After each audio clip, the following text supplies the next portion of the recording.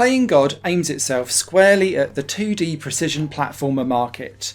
If you like games like Super Meat Boy, Celeste, 10 Second Ninja, those types of games where you're given a single screen and a speedrun goal to aim for, this is your jam, and this is a new game that you're going to equally love and scream at, and hopefully find rewarding as you get better and better at it as you go.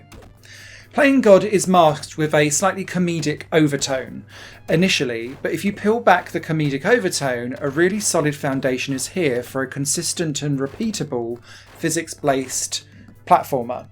You play as this duck that is descending through 9 circles of hell across 90 levels, because God's gone missing and an angry cloud seems to have taken over and has decided that it wants to send this poor duck to hell. You need to survive it, but you'll be doing that through trying to win gold medals.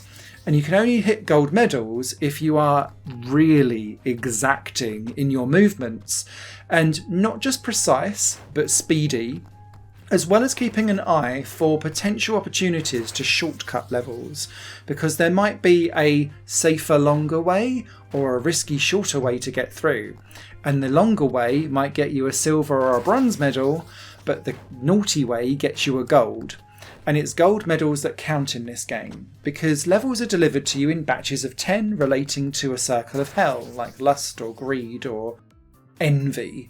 And so those batches of 10 levels usually revolve around certain mechanics, such as spiked walls or cogs with spikes on moving back and forth, or it might be collecting keys to unlock gates, or it could be that platforms disappear after you've stood on them for half a second, or they flash on and off and you need to rhythmically dive between them. Each area has its own shtick, but you need to hit a certain amount of gold medals in that collection to unlock the next batch. It doesn't matter if you make it to the end, you gotta do it quickly. And so it will say, I'm sorry, you need 27 gold to unlock the next chapter. And so you're sitting there thinking, okay, I've got to go back and replay and get precise and good at this game. The duck has only a couple of skills to it, and that's why I mean that this has a really solid physics base, because it's not something that you can like gamify and muck up or cheat on. You have to get good at the game. The duck can move left and right, it can jump, it can wall jump, but it also has a boost that can act as a boost jump.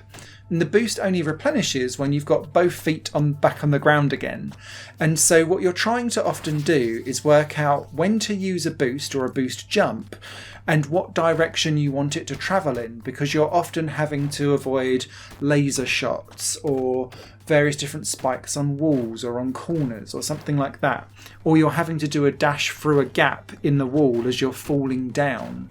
Lots of the game revolves around that, and it feels somewhat rhythmic, but it's really key about that precision of making your way through duck-shaped gaps or duck-sized holes in between traps, so that you can always take the trickier, harder route to get more chance of getting a gold medal. All of these levels have an online leaderboard, but if you start to find playing God too hard, and I definitely did, you can turn on casual mode, and that takes you away from the leaderboards, but it means that instead of every time you hit a trap or fall on some spikes or fall out of the level, you automatically die. If you hit spike traps or anything like that, it doesn't kill you, it slows you down. Now, this means that some of the levels can be quite easily cheated when you turn on the casual mode. But that can be helpful because you might be so stuck in a rut and really frustrated that you just need a break and get some gold medals through the casual mode so that you can then unlock the next batch of 10 to continue on with the game, because you've got that threshold that might be stopping you from seeing more of the game as you go. There's other accessibility options here too, such as a countdown 3, 2, 1 before the level actually starts, rather than as soon as you drop into the level the timer begins. And there's other things around making the air when you drop or jump like more consistent, rather than thinking about having a more trajectory and physics-based like initial whomp, and then you kind of hover a little bit in the air before you come down. So there's lots of tiny nuances that you can muck about with from an accessibility perspective.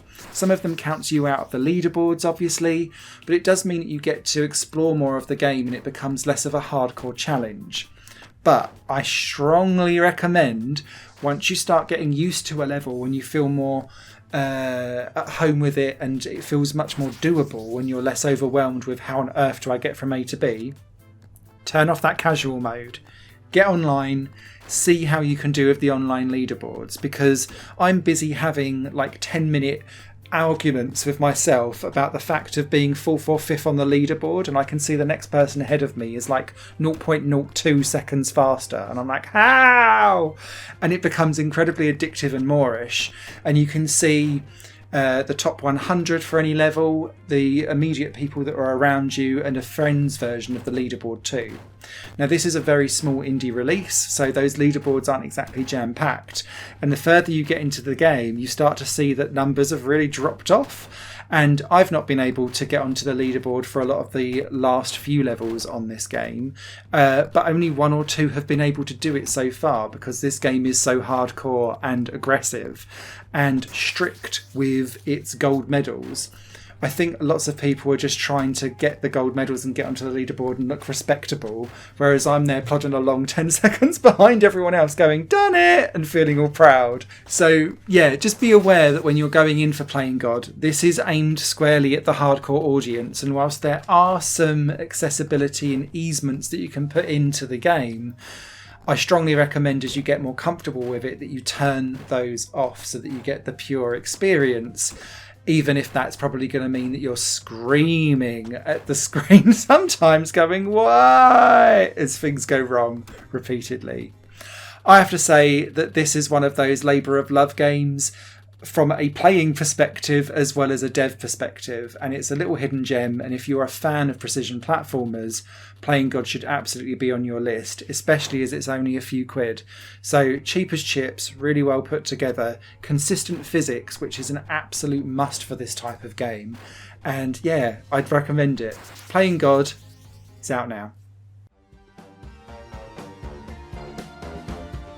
Higher Plane Games is part of the Higher Plane Network, a completely independent media outlet supported by people like you. The goal is to create the best possible content that cultivates a richer indie scene for games as well as music and entertainment. To find out more and to get involved, visit patreon.com/Higher Network. Your support makes all the difference, and in return you'll gain access to bonus content and downloads. Thank you for watching.